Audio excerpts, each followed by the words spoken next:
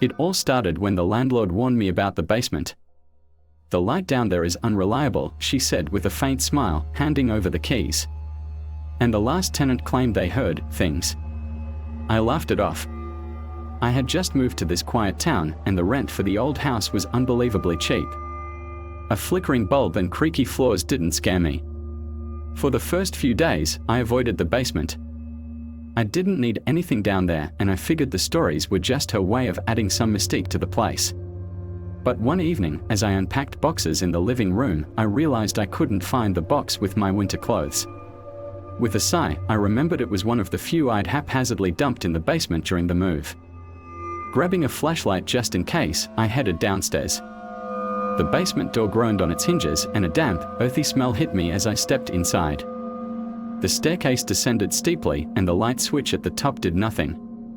I clicked on my flashlight, the beam slicing through the oppressive darkness.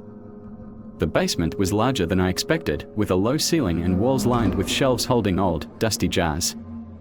My breath echoed slightly, making the space feel even emptier. I found my box quickly, tucked against the far wall, but as I turned to leave, something caught my eye. In the corner, past the shelves, the darkness seemed thicker. The flashlight flickered as I shone it in that direction, and for a moment, I swore I saw a shadow move.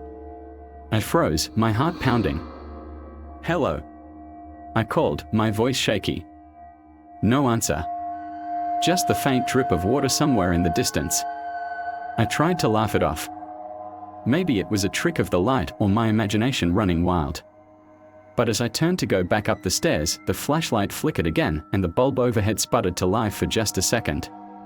In that brief flash, I saw it. A tall, human-like shadow standing in the corner, its head tilted at an unnatural angle. I dropped the flashlight. The basement plunged into darkness, and I scrambled to pick it up.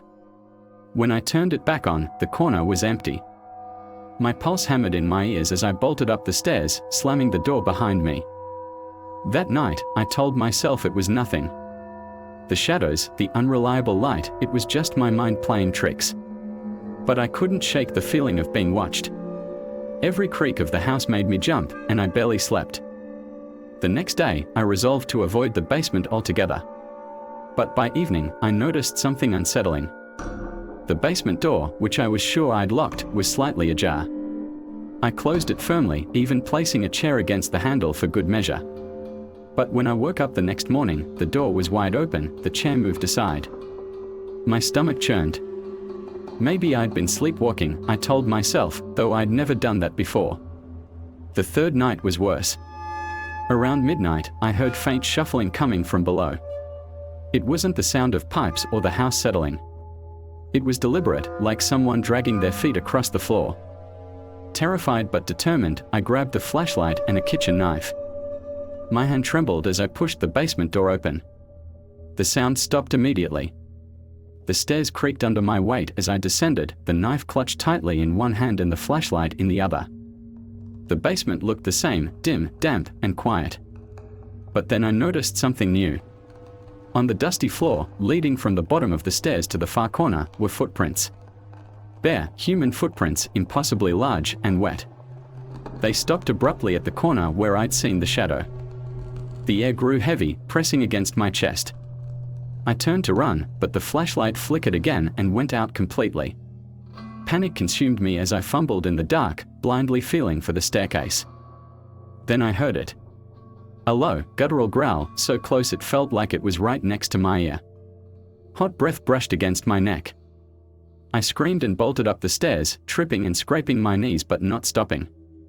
I slammed the door shut behind me and dragged the heaviest furniture I could find in front of it. I didn't sleep that night. By morning, I decided I couldn't stay another day. I packed as quickly as I could and left without even telling the landlord. As I drove away, I glanced at the rearview mirror, half expecting to see the shadowy figure standing in the upstairs window. But the house was still and empty.